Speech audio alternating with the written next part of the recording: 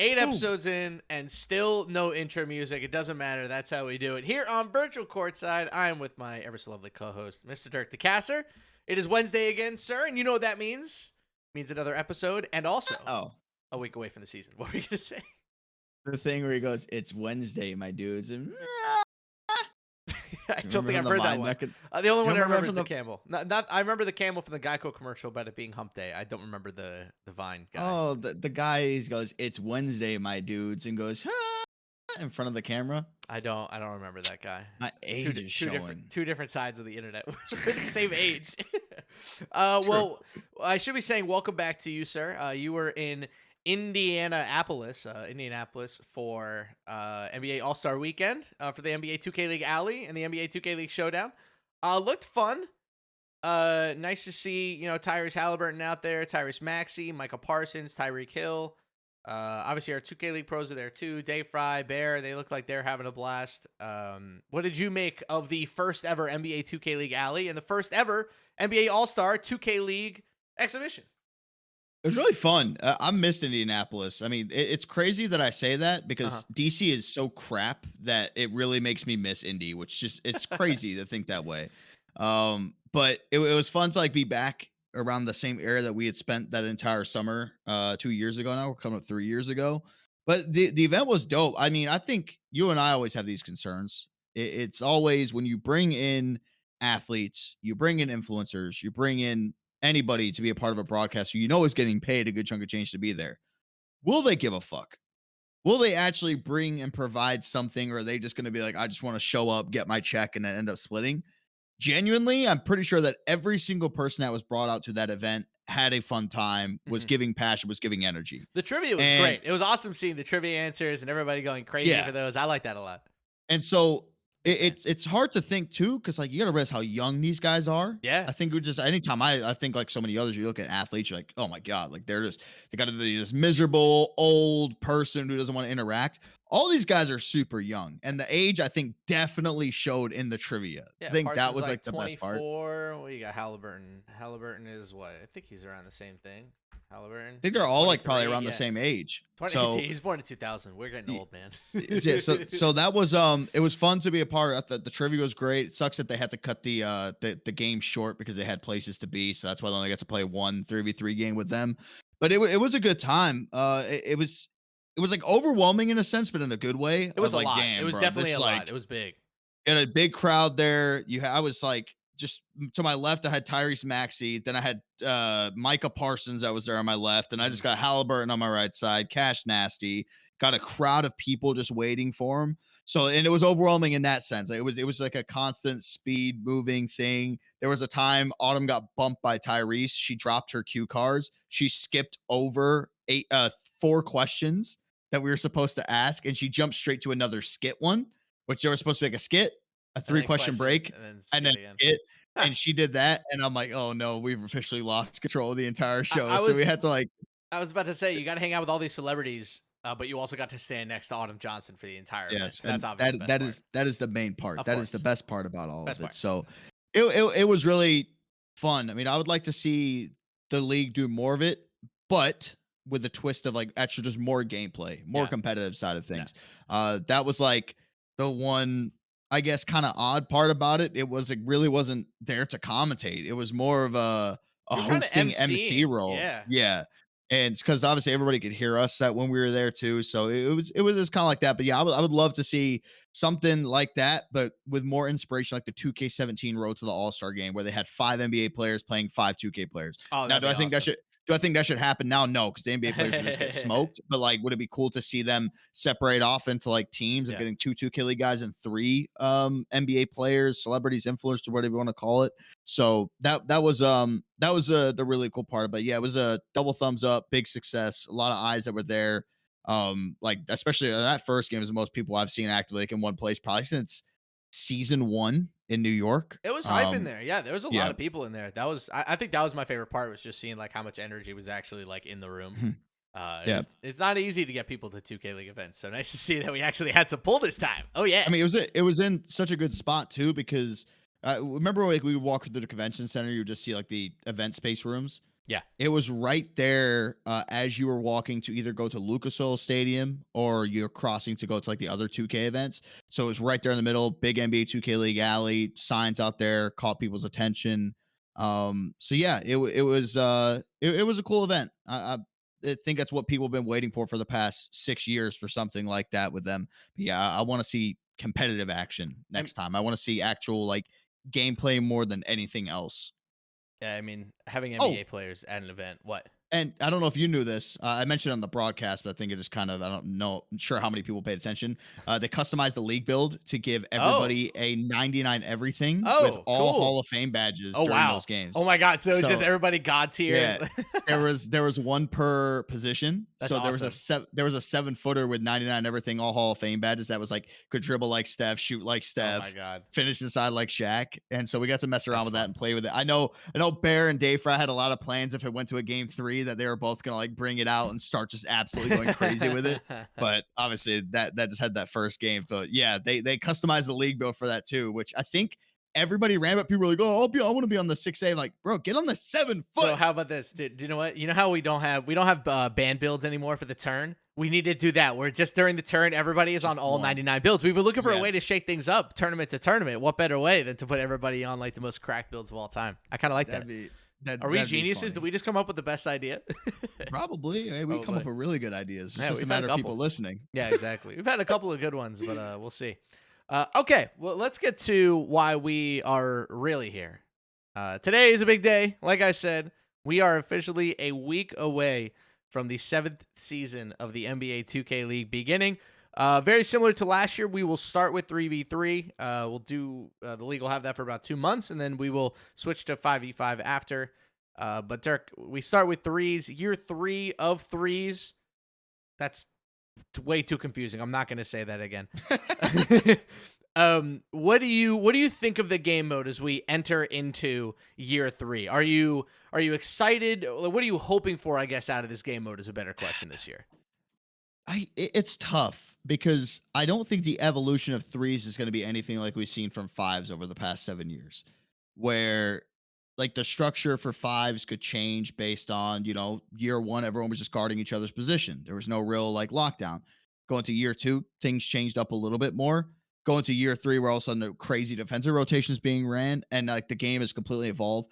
Threes is just such a basic game mode. I don't know how much it could truly evolve. Like it already had that weird starting point where it did not emulate anything you saw in the retail game. Mhm. It was with the lockdown, setting the screens right off the rip, trying to get those constant mismatches. I doubt that we'd see almost like a quote unquote reverse evolution to where all of a sudden you're going to see a traditional style of play. I just don't think that'll ever happen in the league Mhm. unless like league operations comes out with a rule for three saying, hey, this has to be like a position based thing. Like Right. if you're like, you can't go out there setting screens on a lock, which would just be so hard to police. Like throw that into the mix. But I don't know. I think the jump from year 1 to year 2 of putting everybody on 99 overall builds was easily the best part. I think more of the evolution of the game, what to expect, if there was any improvements to be made, it would be more of just like on the league build side of things. Like we should probably speed up the gameplay. Yeah. We should make it a little bit more. They want threes to be exciting, a little bit more arcadey, I guess, right? In some sort of balance. I mean, I've been seeing clips PP's been posted. I've seen a lot of heavy yellow shots, Yeah. borderline red shots being greened. I don't know if that's going to be the case. I mean, but That's what we're looks like it hearing. maybe is. So It from what we're hearing, it sounds like shooting in threes is way easier than it is in fives, and we're gonna see a lot of. I've heard the guard play is very good in threes this year. I've heard it's much closer to what people have been looking for. Obviously, the first year that we had threes, the guard play was detestable to the point where Dave Fry won an entire tournament just taking twos and passing the ball to cuts. Like that was uh-huh. it. So last year, obviously, you could definitely break people down off the dribble a little bit more.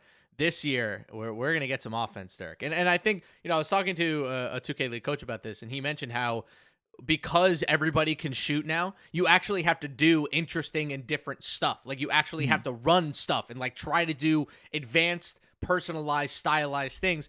And it brought me to an interesting thought, which was season 3 was really when we started to see 2K League teams develop their 5v5 identities. Like teams started to be a little bit different. The metas were a little bit different. Like obviously in season 2, we had like 5 out versus not, but that was like 2 teams that ran that in season 2. Season 3 is when it kind of blew up.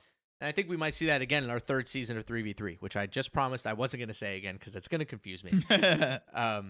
But the way so let's get into the preview. The way that we're going to do this, so aptly named by Dirk, is that we're going to go through every single team, and we're going to put each team into 4 different categories. And then after that, we are going to do predictions for each tournament, and then our predictions for the finals. Maybe we'll do a 3v3 MVP as well. Obviously, that's not. I don't think that's an award this year, but who cares? We're gonna give one out. Okay, so our 4 our 4 names for our teams. At the top, you got the contenders, guys who we are taking seriously right from the jump of the season.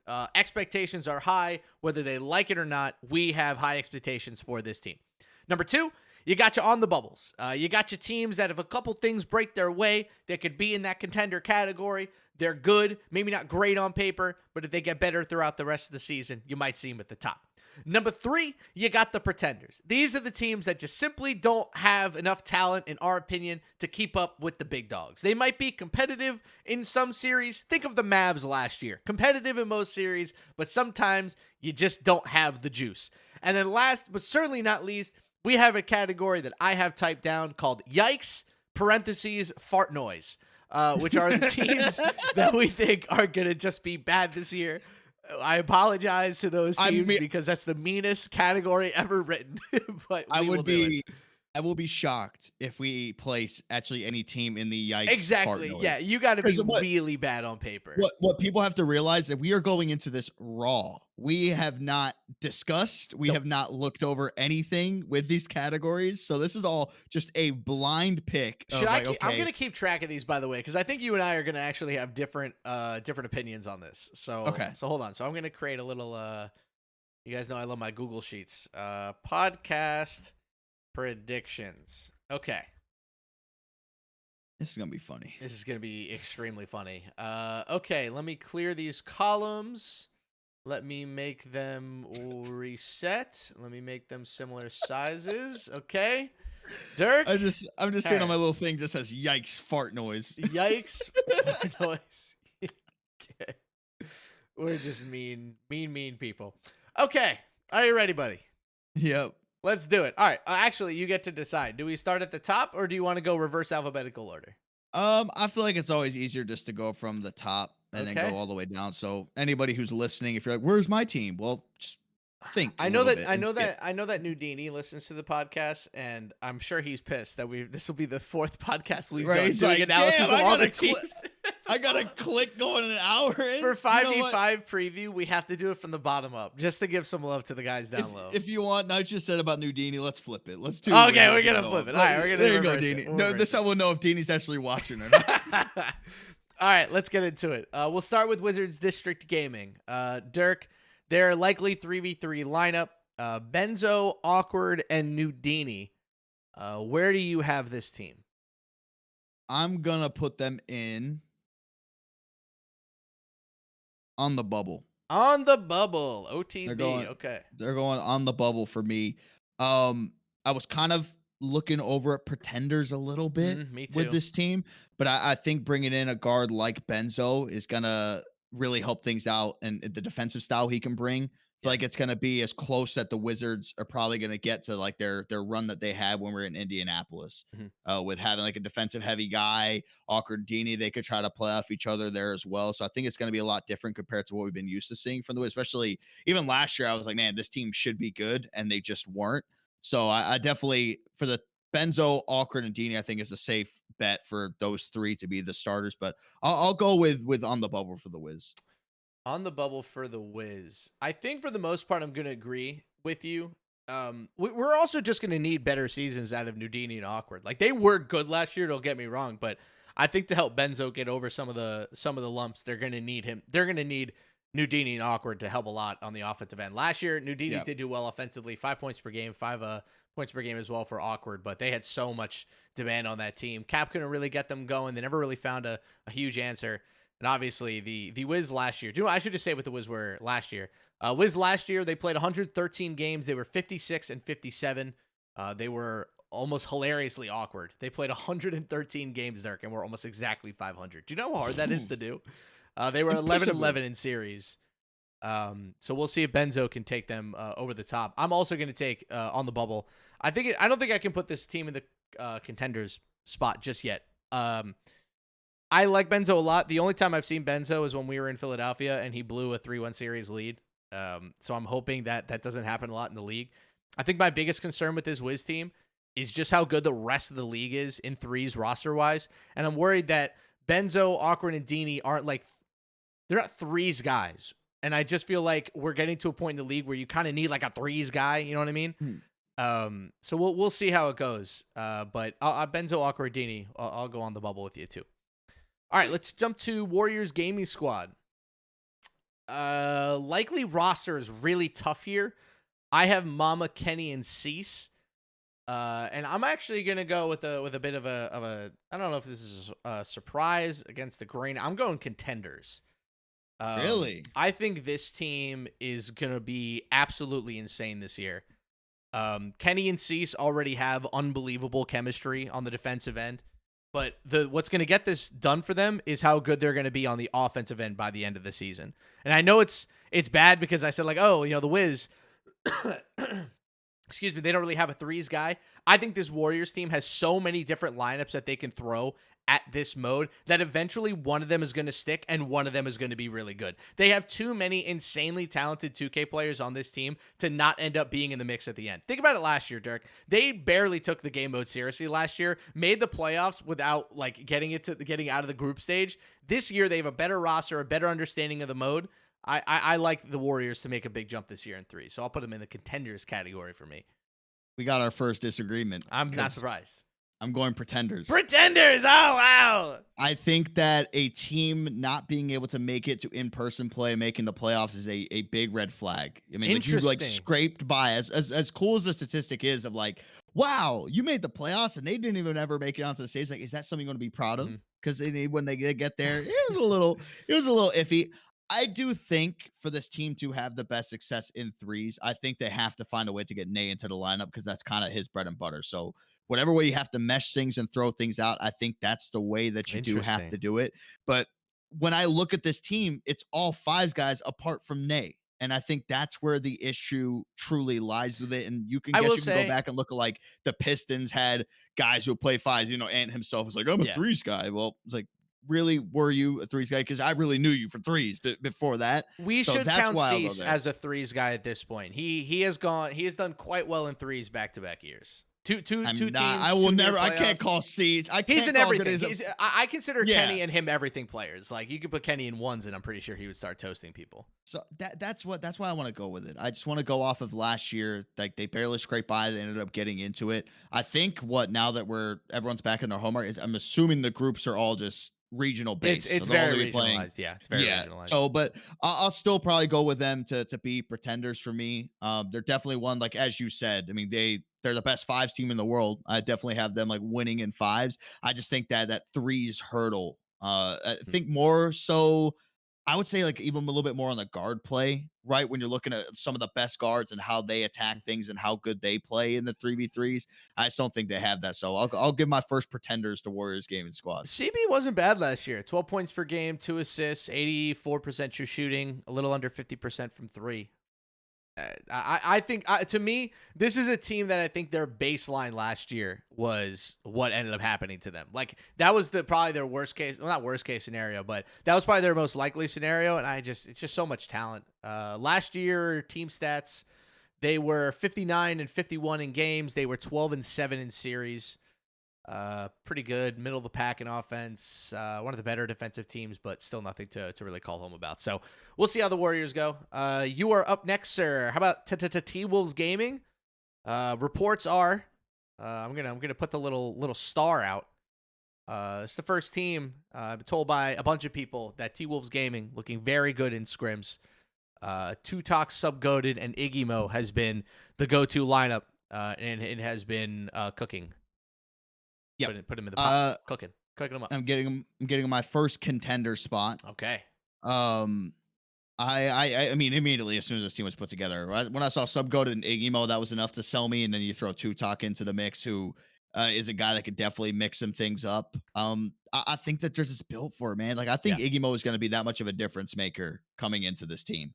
Like that man is historically just like one of the best threes bigs that you will ever see in the game from all the wagers that he's ended up playing throughout his career. I expect him to honestly have like a Miami type year the first year of 3v3 where like we were nonstop. Like Miami's a dog, but the difference is he's not a community guy doing it. He's a 2K League player, which means he'll automatically get 10 times more the spotlight because he's also going to be playing in a lot more games than those guys did. So I think it's a lot of pressure on Igimo too, though. You have to kind of embrace that because we know you as the threes guy. We know you've been improving a lot in fives, but this is probably why the T-Wolves ended up picking you. It's like we know you're going to be good in fives, but threes is where we really want him. So I think from top to bottom that they're going to be solid. It's crazy. T-Wolves Gaming last year played the most games in the league in 3v3, Dirk. They played 148 3v3 games. They went 93 and 55, winning percentage of 63%, and they were 15 and 9 in series. You want to know something crazy about that team? They played the most games in the league, and not a single person who played a 3v3 minute for them last year, besides Bear, will be starting on this team. Like, Kai is gone, Shift A is gone, Slaughter's gone. They're just, no more old T-Wolves. It's tough for me. Here's my problem with this team. It's tough for me to put them in the contenders category because you're starting 2 rookies and a relatively unproven sub-goated still, I think. How about this? I'm going to put them in the contenders category because I think by the end of this season, they will have it figured out a little bit more. I think this team is going to struggle early. I think they're going to get hit in the mouth a couple times. What are they going to do? How are they going to adjust? I think this will be one of those teams that we come out of the first tournament and we're like, oh, their underlying numbers are really good, but they just couldn't get wins together. I think by the end of the season, they'll be a threat. If they're a late playoff seed, I think they could be a threat. I want to put them on the bubble, but I also don't want to be caught out of not calling them one of the best threes teams that we have this year. So I'm going to get out in front of it and put them in. Actually, do you know what? I'm talking myself out of it. I'm going on the bubble. I'm a stand on it. I on the bubble for me. I can respect it. I think they're so close. I just I have to see it first to believe it. Yeah, I think that the growing pains that they'll have, like I feel like a lot of other teams, is going to be the unorthodox style of defense that you have to play. Yeah, and how much communication it's going to take. And Tutak not being the most vocal guy, sub-goated, is a little bit quiet, but actually in games he talks a lot. He gets really hyped up. So I'll be more interested. I think like for so much in threes, I feel like offense is kind of the easiest part for a lot of teams. And then on the other side, you guys got to counteract it with the weird, funky rotation style defense that you're going to have to play. Communicate with your power forward to take risks. Like, are they going to drop? Like, how many times we see DJ Too Cold last year, like be probably the guy who dropped most out of that corner every single time to always try to make a play and get some stops. So I like that. I thought we were going to be going like toe to toe, dead even with our ones. We already got what, 3 different ones? Two different ones, back to back. All right, let's get to another one. Raptors Uprising GC, likely roster of Antoine Love, Ham, and Crush. I'll go first on this one. I'm going to put them in I'm going to go on the bubble for them. It's hard for me to say a team is a pretender when you have a talent like Antoine Love playing at guard on a league build where guards are going to be able to cook. I think the reason why they're not contenders to me is I don't really have a lot of faith in the combination of Ham and Crush to be like that over the top, like defensive stopper. Like we saw last year, it's hard to get stops in this game mode. It really is. It's even harder to get consistent stops. And I feel like this team, you look at guys like Ham, you look at guys like Crush statistically, and in threes, I just don't know if they get the level of stops and steals and breaks that you need out of a team. I thought Ham was just okay in threes last year. I thought he was one of the big reasons why they never got over the top. It's a big season for him. I think there's too much talent in the league. I think this team will... I'll be surprised if this team makes the playoffs. I'll put it that way. If this team makes the playoffs, it'll be a big surprise to me. I think this will be one of those teams that we look at during the steal and we spend like a whole segment on the broadcast talking about how Antoine Love just needs to get hot for like 3 straight rounds and they can make the playoffs. But I'm going to kind of go on that side and say the only way I think they make the playoffs is the steal. But I'll put them on the bubble just because of how good Love is. But if you're saying that you think they're going to make it from the steal, wouldn't that technically make them pretenders? No, that puts them on the bubble because we saw teams last year that were competing in this deal that were decent. I mean, like the Pacers were the ultimate average team. I wouldn't call the Pacers a pretender, even though they made it to the final of the steal. The Magic, I don't think were pretenders. They were on the bubble all year. Do you know what it is? Any team that has a superstar in this league, to me, can't be a pretender. If you have a superstar, like a truly different level of player, you'll always be in contention in some way. Antoine Love is not going to... He will make sure that this team isn't a pretender. He's like my thing is like going back to like how like I put the Warriors, right? Like CB13 Mama, yes, they could be high scoring guards, but Antoine Love's like a different type of high scoring guard. He's probably one of the best scoring point guards I've seen ever come into the league, especially in the fashion that he did. So that's why I think they'll be safe. So like it's kind of like the opposite of what I have for the Warriors. I'm more worried about just Hammond Crush to the point that you bring up. But I do know that if you have a high scoring guard like this, it's at least going to keep you in games. So like this could be like a Kai situation from last year. Yeah. Antoine Love could go out there, score 19, 21 points every single game. But does that mean they're going to come out with a win? No. It means it's going to play a lot of close games. I don't want to put them in the pretenders because I don't think it's really enough, like you said, like with Antoine Love, because they're going to remain competitive. So I'm going on the bubble for them too. I have a lot more faith in like an Antoine Love, just again going toe to toe with the scorer every single time, and maybe hoping that they get a stop somewhere, or they just get push them to the limits, where like the game ends by hitting 25 or something. Interested to see how Antoine Love does on stage in threes. Well, I guess if they do make it to the playoffs. Yeah, right. 96 games played for the Raptors last year. They went 43-53. They played 19 series and went 7-12. It was a pretty dismal season for Raptors Uprising, and they replaced 2 of their 3 members of the starting 5. All right, Dirk, you got to go first. Pistons GT, your season 5 3v3 champions, your season 6 3v3 runner-ups. Oh boy, buddy. What do you got? I think easy contender. Easy. Get that one. Yeah. Here's my question. I want to toss a question to you to frame the Pistons, okay? How can they be better than they were last year? Like what level do they have to get to actually win? Because they were so good last year. They were within a hair of winning the finals again. But the problem is that the rest of the league has gotten better, Dirk. How do they get there? How do they get over the hump and win another title? It's tough because they won the first tournament. That was a very different game mode. I will say, the threes from the first season is very different from the threes that we're going to see this year. Well, I'm talking about in DC. They won the first threes. Oh, yeah. Sorry. Yeah, they won the and then what they made, I can't remember, they made a run the second or third one. I think it was the second tournament, right? Yeah. Yeah. And then the playoffs, the run that they had, I guess like the only way you can go up from last year is that win 2 tournaments and then like make it to the finals again. Maybe you could be like, okay, that's a better season, but also to make it to the finals again is an incredibly tough feat, especially when you're talking about the 3v3 world. So, I mean, you could go, I would even call it a better year. Anytime you win a championship, automatically make it the best year. So if you go just flat out, go win a championship with this team, which with the experience that they have, especially bringing in Jomar too, I think bag motion was very special for this team. I think they just had an insane amount of chemistry. Yep. I think bringing Jomar in is almost going to like completely fill that void of not having him there. Oh, because I know how much time like Ant and the rest of the team dedicates to this mode. They have been one of the organizations that will put 5s aside and just constantly scrim block 3s over and over and over again. Yeah. Their work ethic for this mode has been the best out of any team in the league, and that's why the results have shown that the way that they have so far. So, yeah, I think Ant and Connor already having that chemistry. Obviously, they've been playing with Jomar in more towards 5s in the off season as well. But I think it's going to flow perfect.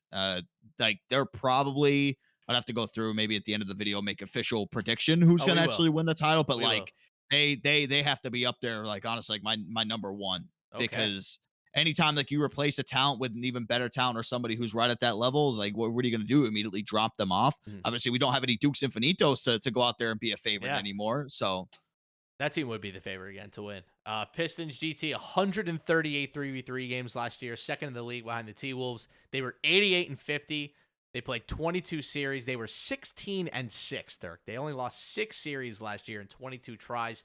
Ant, 12.3 points per game, 2 assists per game, 78% true shooting, 46% from 3. Spammy and Bag were outstanding. Spammy was 61% from 3, Dirk.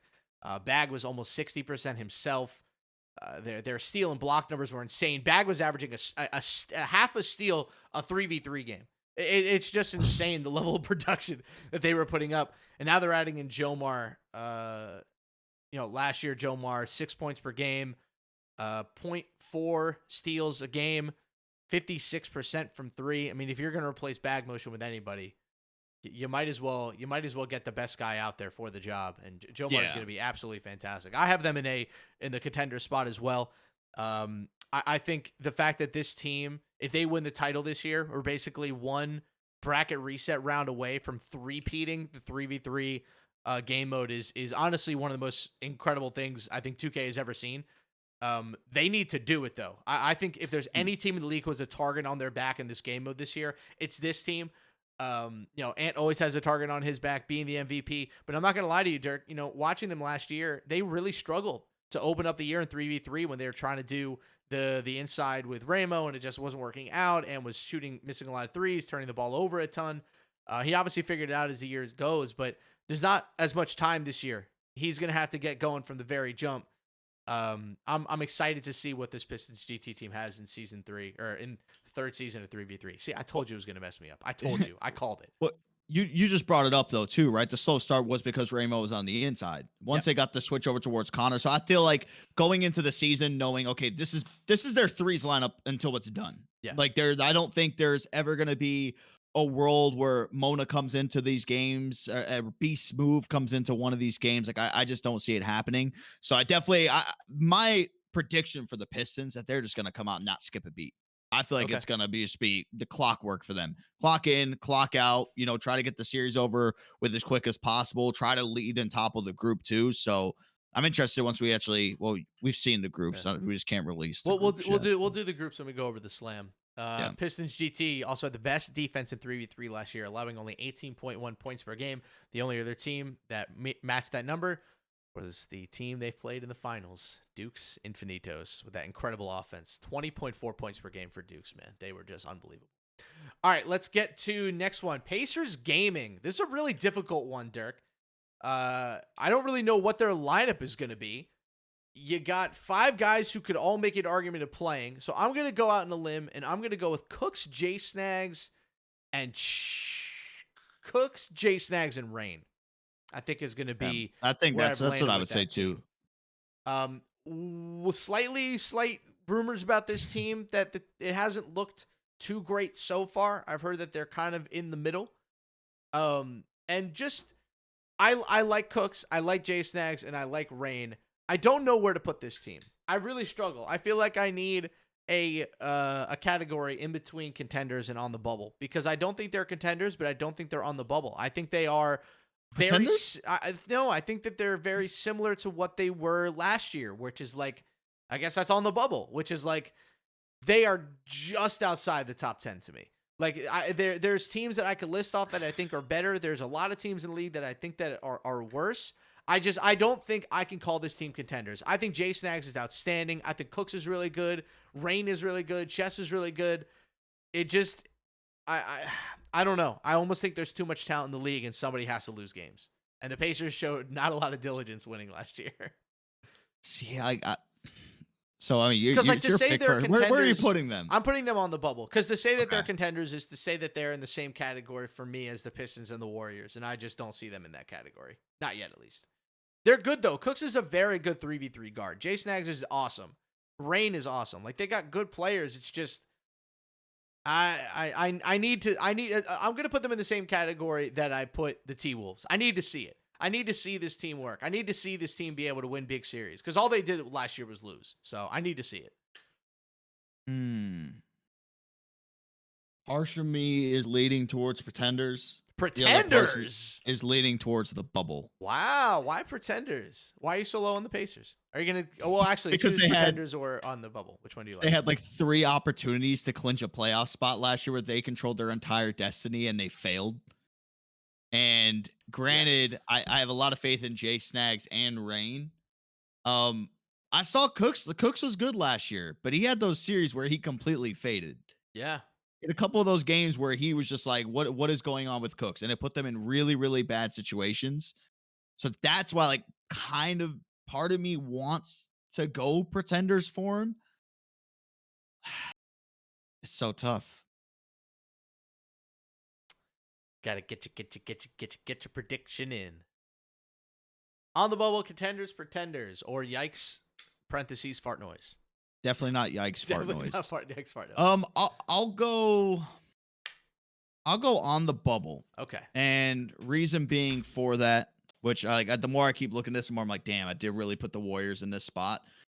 I think what Jay Snags showed me in threes last year was better than almost like any other lockdown that I'd see with the plays that he was making. Yeah. I think with how Rain really started to step up his play was good. Chess was great for this team. Like he was like the one piece I was like, man, the way he's moving, the Chess was shot so that he's fun. taking. That was a lot of The fun. one thing though I would liked a lot more from Chess was 3-point hunting, Yeah. where like he was like going inside a little bit too much, but when he was taking threes, they were like game changing threes. I think Cooks is going to bring that dynamic of actually getting more threes up on a regular basis and showing that kind of threat and that kind of attack. Now, would it surprise me if at any point they go, okay, Cooks, put you on the bench, let's bring in Chess? Yep. Not really. I could definitely see something like that happening.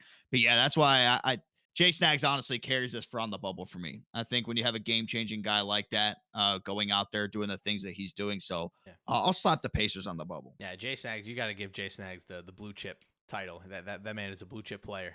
Elite. See, you had the issue of like you need something between contenders and on the bubble or whatever. I need something between on the bubble and pretenders. That's pretenders. Yeah, that's pretenders because they can put them in the yikes parentheses fart noise category. All right, Nets gaming crew likely going to be Greens, Streets, and Steez again.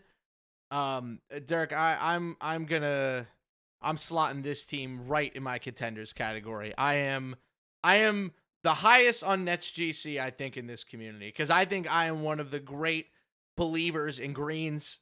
He is still one of the best guards I've ever seen in my life, and I think year 2 Greens should be terrifying for everybody. Streets and Steez, I think, are going to need to take a step forward this year. They're just going to have to, but I think Greens is going to be so good that this team is going to be a playoff team. If he slips, this team isn't going to make the playoffs, but I think there are just some guys in this league who are truly transcendent, and I think that Greens, from a talent perspective this year, is going to put them over the top. I've heard good things about him. I've heard that Streets and Steez are still figuring things out, but this is a team to me that might take a little while to warm up, but eventually, once it get going, I think you're going to see them rip off 4, 5, 6 series wins in a row at times if this team's able to get hot. Streets and Steez shooting out of the corner last year, not too shabby at all. Streets I have down at 57.8%, and Steez I have down at 65.6%. So 2 good shooters out of the corner. You got Green's a guy who's going to score like crazy. I really, really like this team. Nets are a contender for me. Also, I didn't do the team stats. Hold on. Pacers gaming last year, 103 games played, 56-47. They were 11-9 in series. Then last year, the Nets 65-64, and they were 11-11 in series. A lot because they started off really slow, and then man, we hit the switch, Dirk. We hit the switch, and so did Greens. Greens hit the switch. Yeah, I'll go with contenders for them too. Yeah. A lot of for the same reasons what you said. The one thing I missed, I think, from Streets, I got it a little bit from Steve's, was just like those game-changing defensive plays. Yeah, I think that was just something that there was a big lack of. I think at times too, Streets' offense, especially off the dribble, was a little bit funky and a little bit questionable. Would get himself open, find himself a good look, but then just wouldn't be able to capitalize on it. And I think it's always good for whenever you can kind of take that pressure off your guards in a 3v3 game, just because of how much pressure they have. But I feel like Green's jump, while he was already great, I think he's just going to take it to another level. Yeah. I think that he's just going to be one of those players. So again, another one of these teams, don't really worry about the guard play. This one, I'm honestly not really super worried about the defense. So have to take a little bit of a leap. And I think that little bit will be a difference maker. But I also want to see the longevity of this team throughout the season. Yeah. I feel like they started off really hot. Then things just kind of started getting a little weird. You started seeing progressively start losing more. So it's always hard when you're going through a season. Do you want to be the hot starter and then finish it like slow? Do you want to slow start and then start to pick things up going down the stretch? Yeah. Well, I'm excited for the Nets. I'm excited for Green's year 2. Last year's rookie of the year, MVP candidate.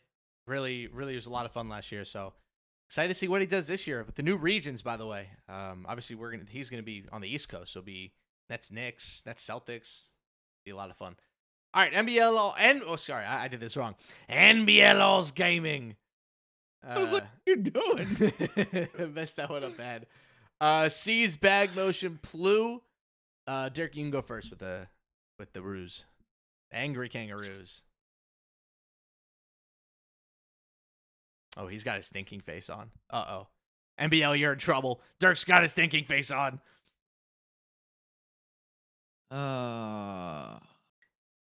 This actually is one of the toughest ones out of all the ones we've had so far to decide on. Oh, yeah. Why is that? Because you have Cease, who has been great. He's just a great threes guard, like with his scoring ability.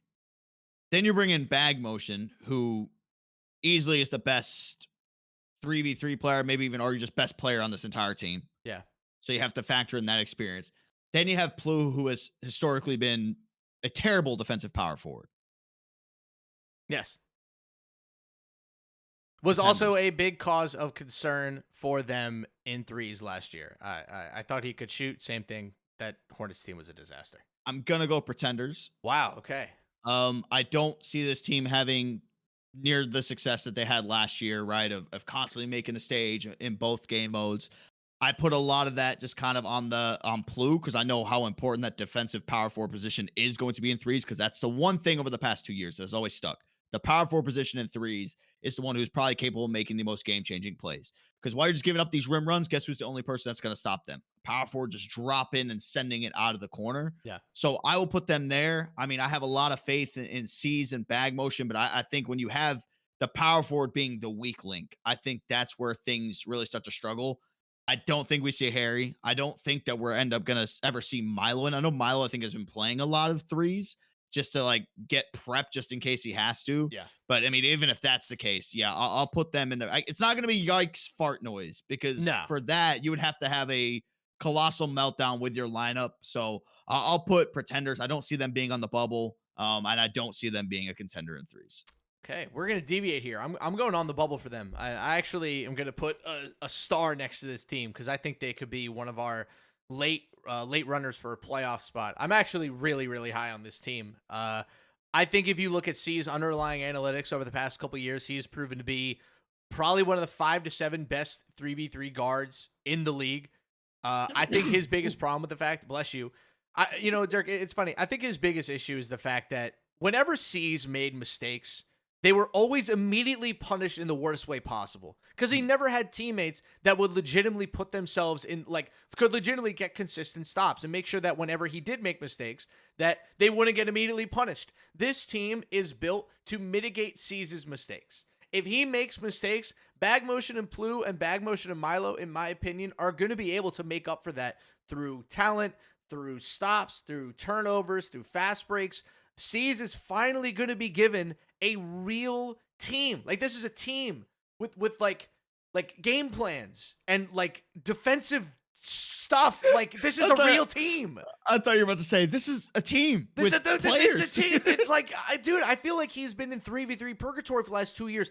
Do people not remember that in season 5, C's was like one of the best guards in the league in this game mode? He got them to the playoffs. They were amazing. They flamed out on stage. I really believe in this team. I'm not going to put the contenders tag on them, because I have the same worry that you do about Plu and Milo on the back end in terms of either shooting for Milo or stops for Plu. I feel like they're always going to have one of those issues on one end. But honestly, man, the combination of C's and Bag Motion is going to win them so many games by themselves that I think the issues with Plu and Milo will be mitigated. I have this team as like the 9th best team in the 2K League, which puts them like right on the bubble.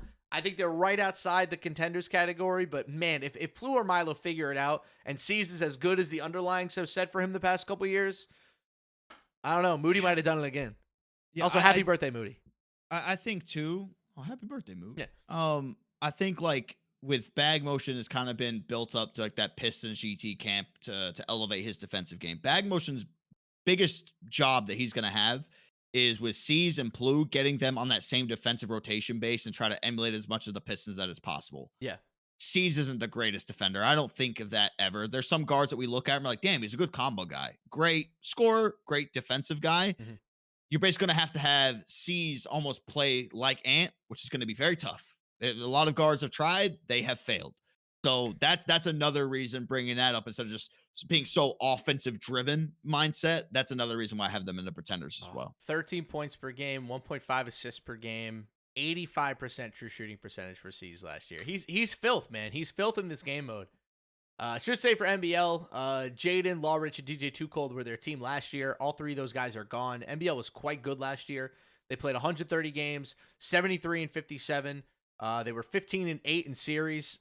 They played great ball last year, Dirk. It is kind of a shame that we don't get to see year two of that team. But I have a lot of faith in this team. I think they're going to be pretty good. So they're on the bubble with an asterisk for me. Now we get to Mavs Gaming. Do you want to go first, or should I go first on this one?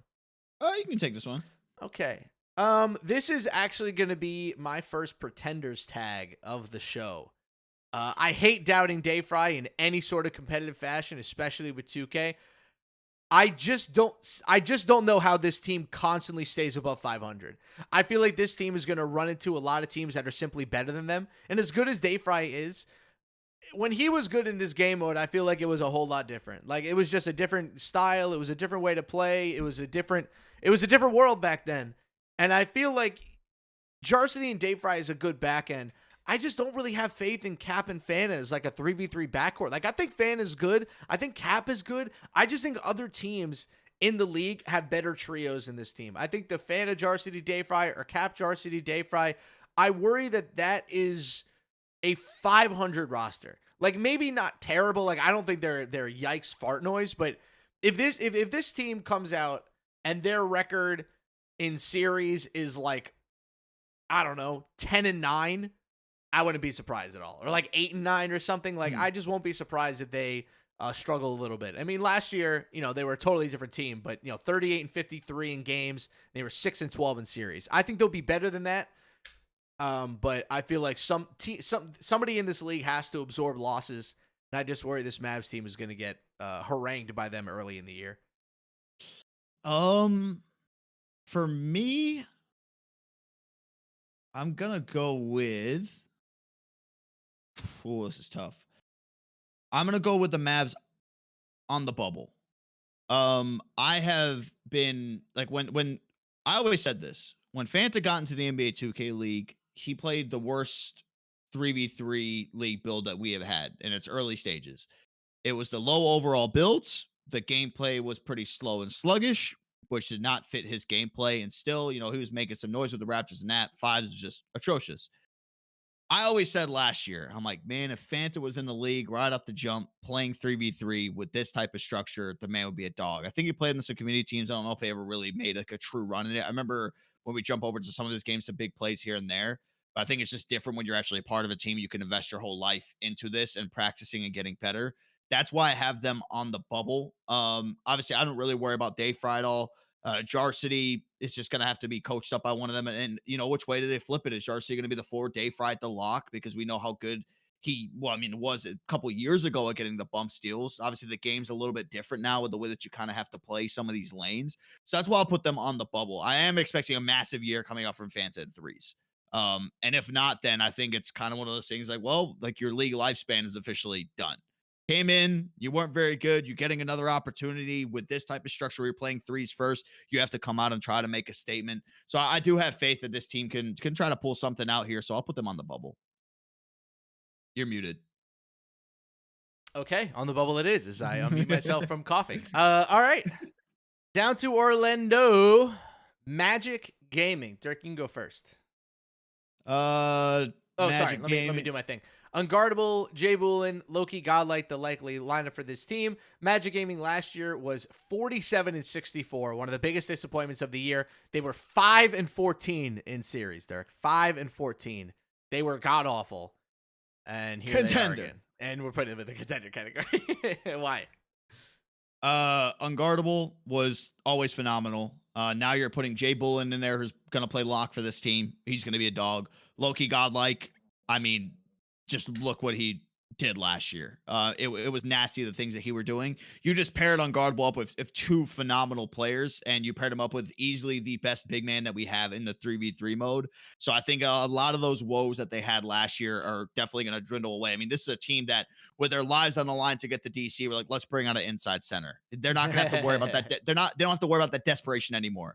They have structure right off the jump. Unguardable is still playing some of the best. That crazy leap that he took. Immediate contenders for me. Immediate contenders for you. I am going to join you on that track, Dirk. I think this is the best team on the East Coast.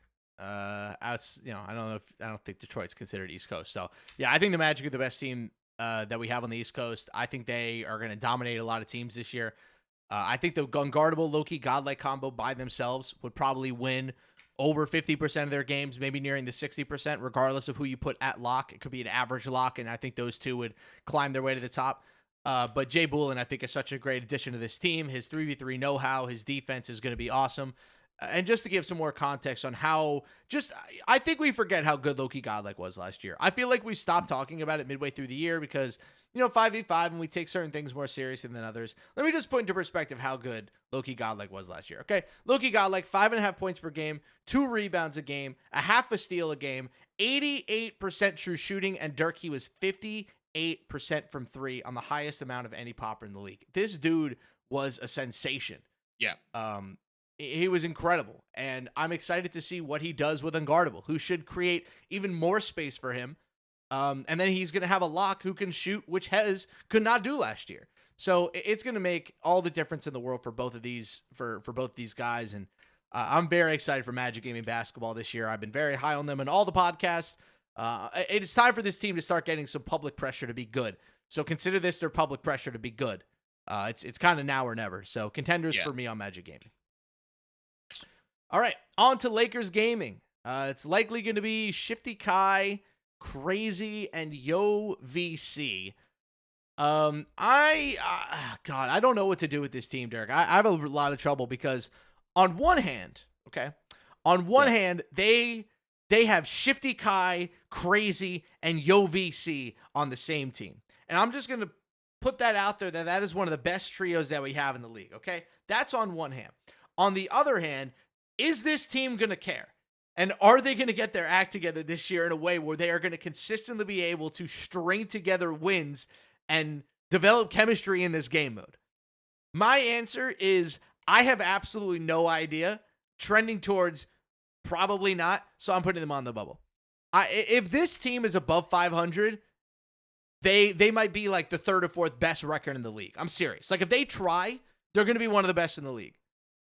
But like, if they struggle early, I have a feeling that this team might kind of show their belly and start focusing on fives. So I'm cautiously optimistic, but not optimistic enough to call them contenders. Man, I'm kind of like I'm just leaving Kai out of the equation because I know what I'm getting from Kai. Like I saw enough last year. Like he's going to be a stud for this team. Like so many other things with Lakers Gaming. Like I don't know for sure if we had a conversation on the pod or somewhere else. It's like Crazy's almost losing his aura as being one of like the best to be in the league and one of the best to play the game. Just does he deserve the aura anymore? I think is a better question. Right? He's drafted number 1 overall, and like, look, I'll just say this, and I don't mean to call the kid out, but like, at some point he's going to have to get the same pressure put on him that we put on other players of his caliber. Like, I feel like we very much ignore this team and how many issues the team has had the past couple of years. And obviously that's not all on him, but like, he's still the only one there. They've gone through all these problems, and it's the same stories we hear behind the scenes every single year. Like, at some point it has to come to a head, right? It has to. Well, okay. So like the way I'm looking at it, right? So last year at guard, they had Duck and Ryan. Well, they were mostly just Duck, right? Yeah. The year before was the most success they've had as an organization. We're in Indy, and they had Reg at the point guard position, right? And they were playing phenomenal. And then I think it got to was it the playoffs where they got smoked? Yes. Well, they did. I think they got to the playoffs and lost to the Bucks. I think was it the Bucks? No. And that was still, I know Tutak was going in the lineup, but I know they had Crazy and Green Too Nice too out there. I'm pretty sure it was Reg, Crazy, Green Too Nice, if I'm not mistaken, right? Yeah. Was the starting 3? Yep. So like, because part of me when you're looking at this, right, and again, just knowing the mindset, the body language that we constantly see from all these players except Shifty Kai has always just been down, don't really care about the mode, getting your ass busted, you're smiling on the camera. It's like, the only person that cared was Duck. Duck left it all out there, man. And so like part of me wants to go pretenders, but I also know when have players with that mindset of I don't give a shit, it's because you're getting your ass whooped.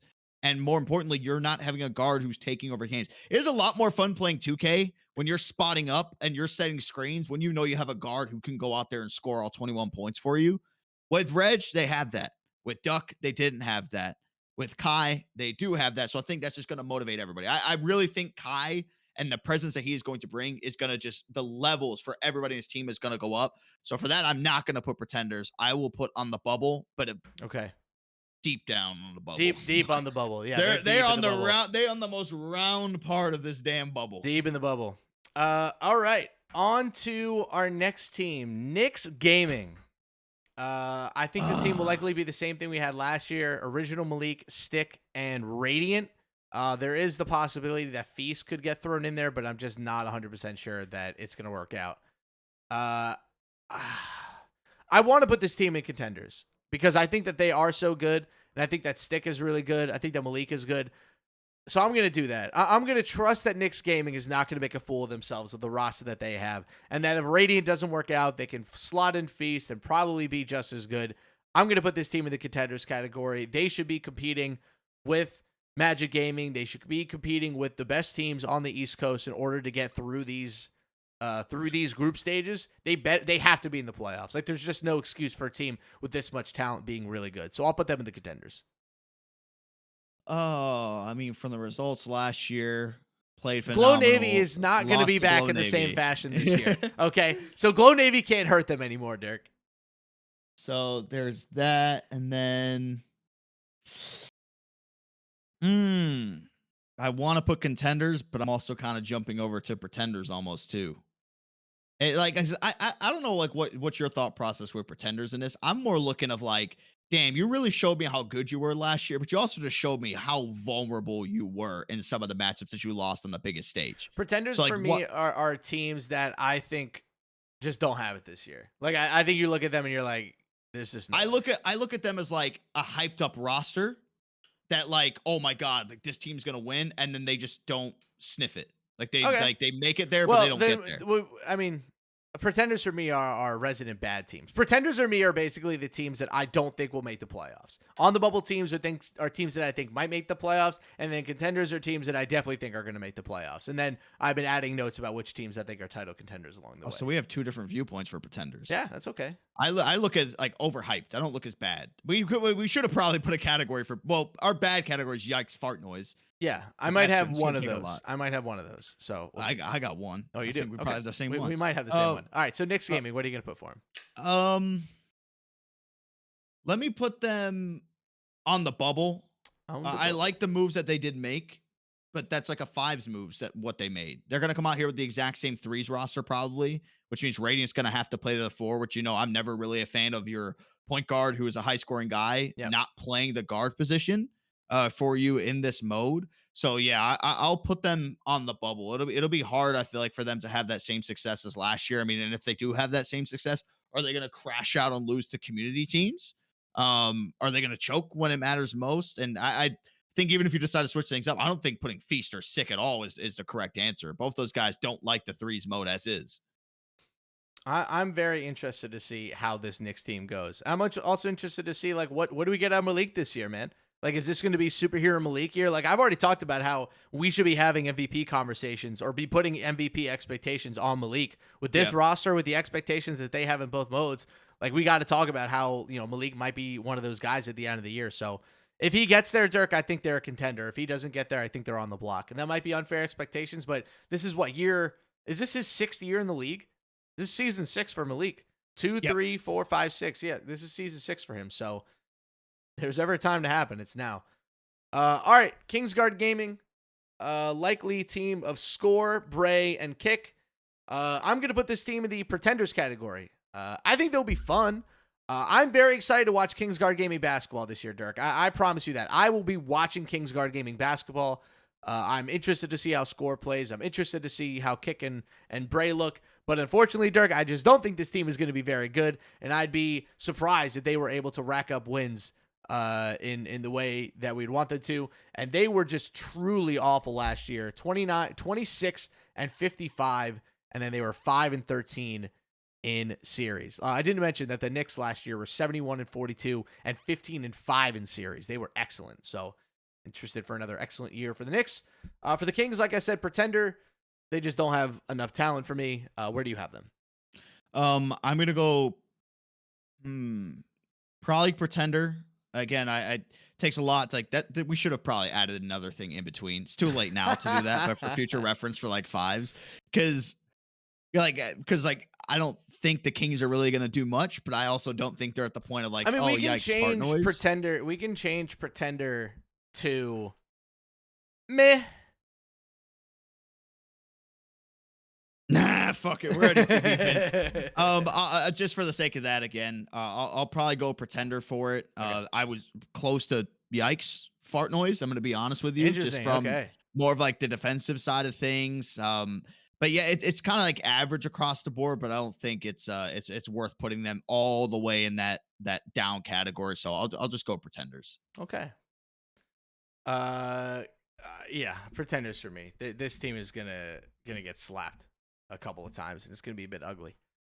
Jazz Gaming, a very weird year for Jazz Gaming last year. Dirk, they were 67-63. They played 133 v3 games. They were 11-9 in series. They did not make the playoffs. They bowed out in the Steal. When we thought that the Jazz were going to be good last year, Dirk, they weren't. And now they have a brand new guard and what seems like a brand new big in Justin, Kaze, and Miami. No Rhea, no rec combos anymore in the most likely lineup for the Jazz. I have been hearing iffy things about this team, Dirk. I'm going to put them on the bubble. I'm not confident enough to say that the team is a contender. I like Kaze. I like Justin. I think Miami's a good player. I think this team is worse with Rhea. I think this team is worse without Rhea on the court. And until Rhea is on the court, for me personally, no offense to Miami or Kaze or even Justin, until Rhea is on the court, I think this team has their best player on the bench. And I don't think you can win with your best player on the bench. So on the bubble until Rhea plays. Yeah, I'm gonna go. I'm gonna put. I'm gonna put Jazz and pretenders. Ooh, pretenders. Okay. I think the run like years ago, right when we were talking about the team handles with Elite, Kaze, and Miami, how good they were. Now they kind of gone their separate ways, and really haven't played together. I think they tried playing together before the league this past year, and there's just a bunch of drama with all of them going down again. I think Kaze and Miami have always been on one side and then Elite on the other side. I don't know if that same type of chemistry and that same type of vibe and that same type of like intensity that we have seen from them before is really going to translate over with like being a part of an organization. I don't know. It's just the weird feeling that I get. And a lot of it too, right? Because Rhea is going to be breathing right down Miami's neck. If Miami just starts folding, maybe he's not playing as well, things aren't going well. Guess who's going to be the one to get replaced? It's 1000% going to be him. What kind of issues is that going to cause? So I feel like this is a team that people are probably looking at like, oh man, like they're probably going to be some dogs and threes. I could just see this team with all this hype immediately just being one of these teams that's just like completely out of the picture. I'm worried for them. I agree with you. And again, I shouldn't be putting too much on him. I still think the Justin pick wasn't a good one. I don't think he was ready for the league. He's a very good threes player, but we'll see. I'm excited to watch Justin. I don't think they'll be bad enough to be pretenders though. I think this team will be scrappy, but I understand why you put them there. All right, Hornets Venom GT. You get to go first. Hornets Venom. Let's see. I think we'll be in the same spot with them personally. I'm gonna go on the bubble with them. Okay. I like the way they've kind of revamped things with this. Trey Dallas with how good, but kind of shocked everybody how good he was in threes last year. Definitely with him starting, I think it's gonna be phenomenal. Fluke Lock and Big Saint. Like a lot of stuff with the Hornets. The only way things go south is if things in that locker room just implode. Yeah. As long as everything stays good, all the vibes stay in check, this team is going to be phenomenal. I don't know if it's going to be enough to really put them in that contenders category. I really just want to see what the vibes are truly going to be like. But I definitely think with Trey's offense, it's going to be enough to try to keep you in contention with it. Obviously, knowing from Fluke Lock and Saint, Saint probably going to end up playing power forward, I would guess, just kind of keep it that way. Too. But I mean, we saw like last year, if they had the proper guard play, I think that team would have had a completely like flipped around 180 3v3 season. So I'll put the Hornets on the bubble. Okay. I'm going to join you there as well. I'm going to be an on the bubble man for the Hornets. It's not, I think they're just outside of the top 10. Like, I think they're just going to miss out. I like the team too. I think they're going to be in every game. To me, I think they'll be very similar to like a team like we saw with kind of the Nets last year, where, you know, their record isn't necessarily going to be good, but the team itself is good. The Nets kind of got lucky last year and snuck into the playoffs. I feel like the Hornets aren't going to be able to do that this year. I mean, they're going to be way better than they were last year. Last year they were 28-61, and they were 5-15 in series. They were absolute dog shit. They were terrible. They were so bad. They're literally the worst 3v3 team ever. They're going to be way better than that this year. I think they will compete for the playoffs. I think they will compete for tournaments, but I just don't know if this team's going to get over the hump. Or over the bubble. So on the bubble for me, it is. Heat Check Gaming. You want to go first on this one, or can I have him? You go ahead. I'm slapping this team square in the contenders category, baby. I am all in on Heat Check Gaming this year. All in. There's just okay. I need to just put this out there. Okay. I am so frustrated with the way we talk about Kai Iverson from last year. It's so frustrating to me because all we talk about are the turnovers. That's it. That's all anybody talks about. And by the way, he had less turnovers per game than some of everybody's favorite 3v3 guards. He had less turnovers per game than Killy. He had less turnovers per game than Greens. He had less turnovers per game than Gallo. He had less turnovers per game than Chess. He had less turnovers per game than a lot of people. And also, he's the best goddamn scoring guard in this game mode. 13.3 points per game. 85% true shooting, 53% from three. Dirk, this man's underlying statistics are that of the MVP of the league. And yet, can you explain to me how this Heat team last year went 38-50 and 6-12 in series? They did it with no defense. So they brought in Matty, and they're putting in Dietrich officially down low. This team is making the playoffs, and Kai is going to get this team, I think, to the Final Four this year. He's too good for them to be that bad this year. Again, it's impossible. He is too good. There's no way, Dirk, there's no way they're going to blow that many games again. It's not possible. It is statistically impossible. It's like the NFL team that makes it to the playoffs by winning like 9 one-score games out of 17. They can't possibly lose that many games to close it out again. I'm going contenders for the Heat. They're going to be damn good. So you're a good salesman, because I had him on the bubble there for a second, but I also get intimidated. Like, how many teams can I put on the bubble realistically in this league? I am keeping my contenders list to like, I have 1, 2, 3, 4, 5, 6. I have, I think 2 more teams I'm giving a contender tag to. Okay. I'll throw contender on it. I feel like out of a lot of people out there, I think even on the broadcast team too, Kai was like my dude that I'm like, this guy should be in the conversation rookie of the year. Yeah. Like, individual skill wise, he probably should have been rookie of the year. At least if it depends how much people factor in threes. I love the way the guy played. He played with flair, but just also kind of like that Antoine Love feel he gave me in fives, which I never got from Kai. It's kind of how I feel like Antoine Love is going to play threes. Exactly how Kai ended up playing threes. So yeah, I feel like bringing in Matty, who last year, a little bit of ups and downs. Like, he had that crazy stretch when the Magic was thriving, where his defense was phenomenal. He's making crazy plays, hitting some big shots out of the corner. Need more of that from him throughout the rest of it. I think Dietrich is riding this different level of high right now, coming in from this past offseason going into the league. And I think he's just kind of embracing and really showing how much better he has gotten since he came into the league too. So yeah, I'll slap them down as a contender out there in the East. They're replacing D, who couldn't stop anybody last year and shot 50. He shot 51% from 3 and 78% true shooting. Okay. They're replacing D at 2.2 points per game with Matty at 4.5 points per game, 83% true shooting, and 54% from 3. Like, Matty is an all-around better player than D. And if Dietrich gets all the minutes this year, I'm high on the Heat. And I think that might be slightly unpopular. I don't know what it is with people and Kai.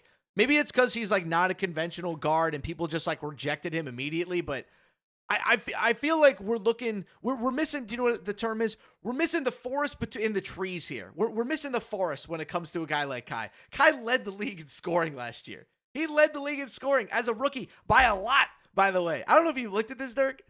I have this down. Kai had, excuse me, I'm losing my voice.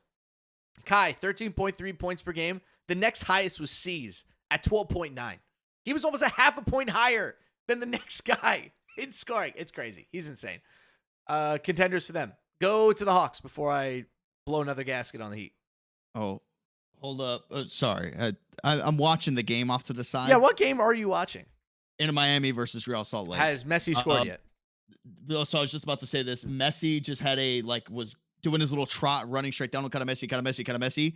Just got tackled from behind. I think he has a shot, a free kick that he's taking from about, I would say, 25 yards out. So golazo. I'm gonna record a live reaction because I think he's gonna score this. We interrupt this 3v3 preview to give you a 39-year-old Messi update. We got Messi right now recording a podcast with my guy Harris. I think Messi's about to bag this. I don't know if he will. If he does, if he bags this will be the stuff of legend. Drop a follow if he does, dude. If he scores, come on. If he scores, it'd be great. They're literally flooding. It's like a FIFA right now. They're flooding in the front of the net. There's like, bro, they have two guys on each goalpost. Did he score? It went over. Damn it, that could have been sick. I'll probably still upload it. Dude, they had double goalposts with two players. They're just so terrified. Yeah. Oh, he almost got the defender headed the ball away. Ooh. It was literally FIFA cheese. FIFA cheese. Give me Hawks Talent GC. What do you got, Mr. Messi? Sorry, we're back. That's okay. Oh man, you can do it. It's okay. You can say it. Pretenders. There you go. Yeah. I